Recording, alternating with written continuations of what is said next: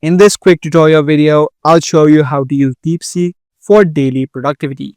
If you are feeling overwhelmed by your daily tasks, let me show you how to use DeepSeek as your personal productivity assistant to manage your time, prioritize your tasks, and get more done every day.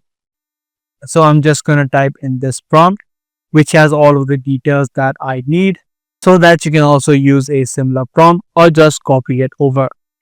So this is the prompt that I have added in, and I've asked DeepSeek to act as a personal productivity coach, and I have added in some daily tasks. Along with that, I've also asked to create a schedule and a few other important things that are needed in the schedule. So if you add in this simple prompt, you'll get the exact things that you need to be doing based upon your tasks. Now it has given me the steps that I need to follow. So you can add in your prompts similarly to get your own personal schedule. If you don't like the schedule or the answers that you got, you can always reprompt or refine your prompt in a similar manner.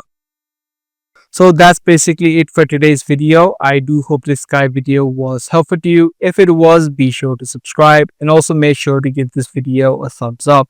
That's gonna be all for today. I'll see you in the next one.